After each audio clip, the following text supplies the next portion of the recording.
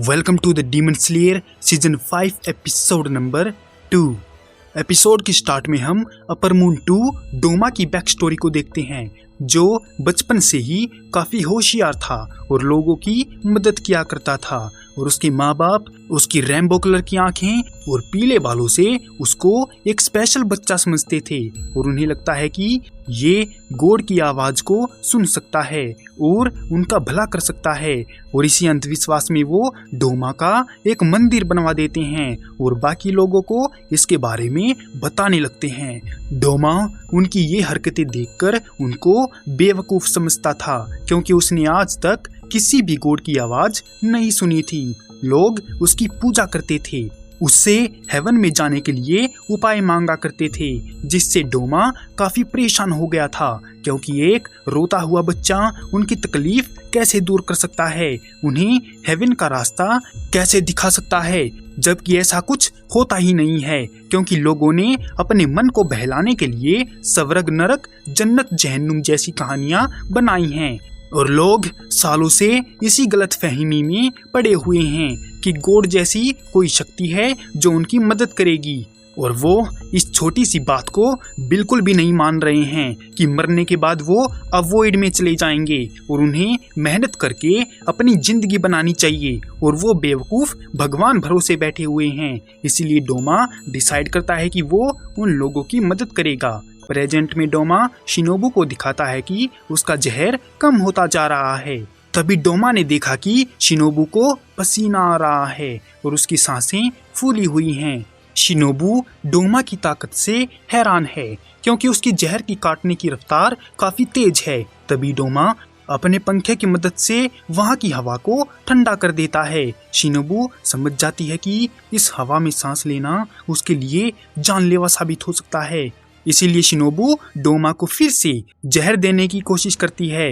Insect breathing Dragonfly dance of the ice compound का इस्तेमाल करती है, जिसे डोमा अपने पंखे से रोकता है और शिनोबू को दूर फेंकते हुए बोला, मैं आज तक जितने भी हाशिराओं से मिला हूँ, तुम उन सब में सबसे तेज हो।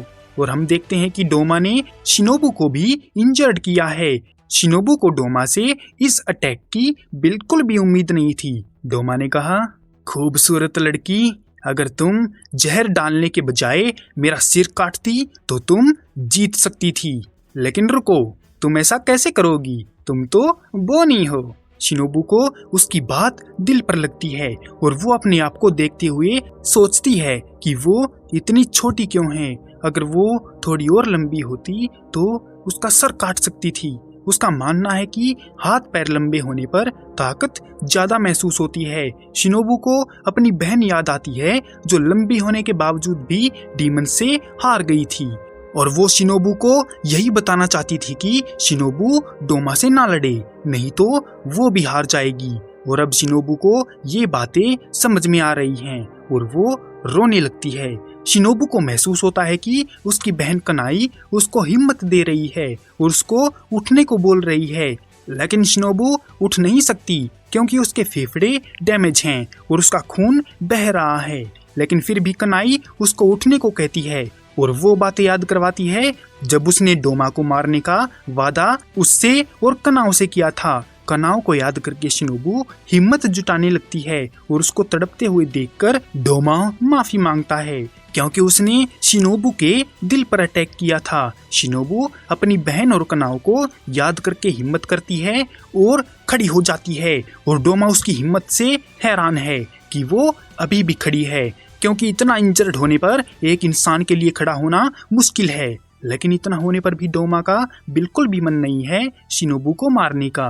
शिनोबू खांसने लगती है तो डोमा उसको दर्द से छुटकारा दिलाने के लिए उसका सिर जमीन में डालने की सोचने लगता है और कहता है कि उसे हार मान लेनी चाहिए, क्योंकि अब वो मरने वाली है। तो शिनोबू उसकी गर्दन काटने के लिए insect breathing centipede dance of the 100 leg का इस्तेमाल करके तेजी से डोमा की ओर बढ़ती है।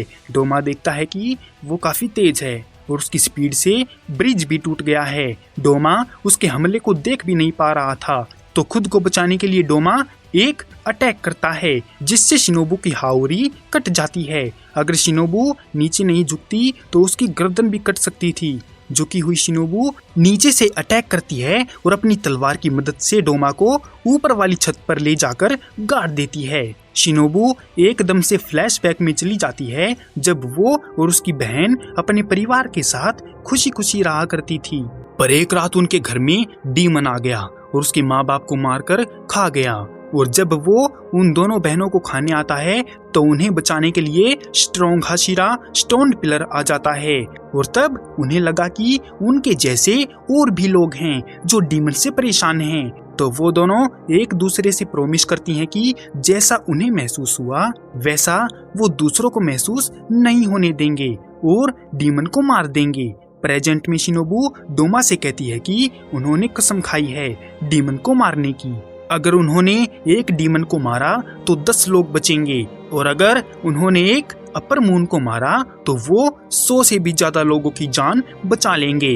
इतना बोलकर शिनोबू नीचे गिरने लगती है और उसे तांजीरो की वो बात याद आती है जब उसने बोला था कि शिनोबू चाहे कितना भी हंसने का दिखावा कर ले लेकिन वो साफ साफ महसूस कर सकता है कि शिनोबू हमेशा गुस्से में रहती है। क्या आप नाराज हैं? न जाने क्यों आपसे हमेशा गुस्से की महक आती है, भले ही आप मुस्कुराती रहती हैं।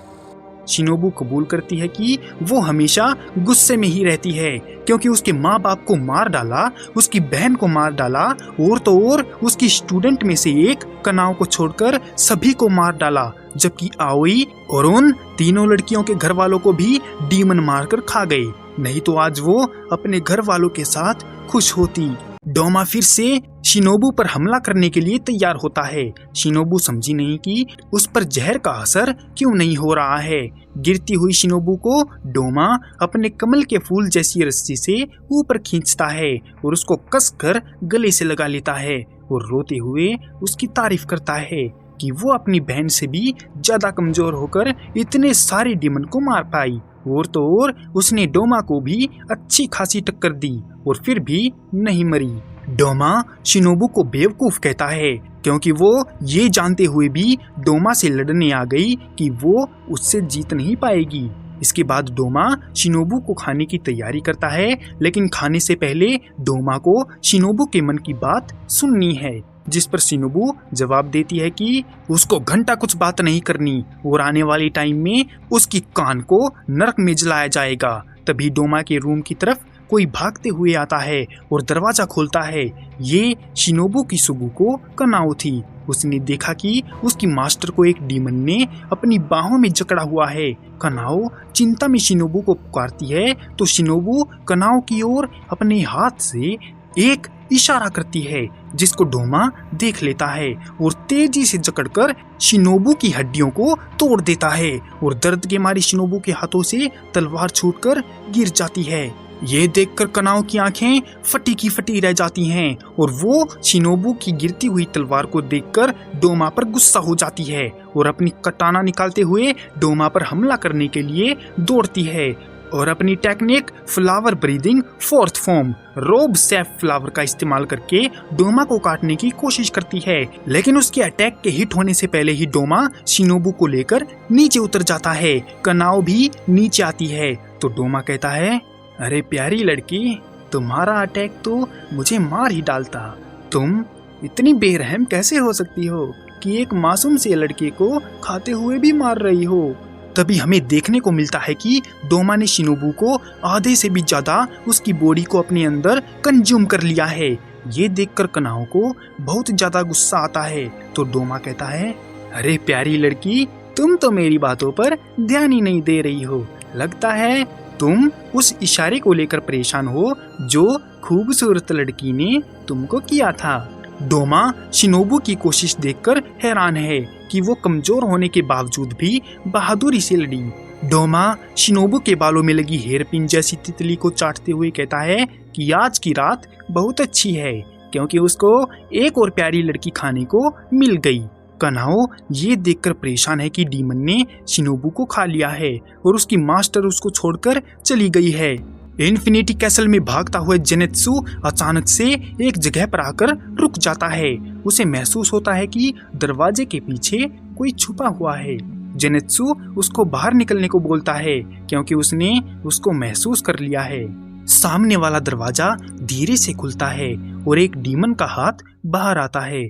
उसने कहा, क्या तुम्हें इतनी भी तमीज नहीं है कि अपने सीनियर से कैसे बात की जाती है, और तुम मुझे थोड़े बदले हुए भी लग रहे हो। वो डीमन बाहर निकलकर जेनेत्सु के सामने खड़ा हुआ है। उसका नाम काएगाकू है और ये उन्हीं farmer thunder Hashira master Jigoro का स्टूडेंट है, जिसने जेनेत्सु को भी ट्रेन किया था, जिन्हें जेनेत्सु दादाजी कहकर बुलाता था। काएगाकू ने कहा, तुम बदल तो चुके हो, लेकिन आज भी एक बेवकूफ जैसे ही दिखते हो। वैसे जेनेत्सु, हम काफी टाइम बाद मिले हैं, है ना?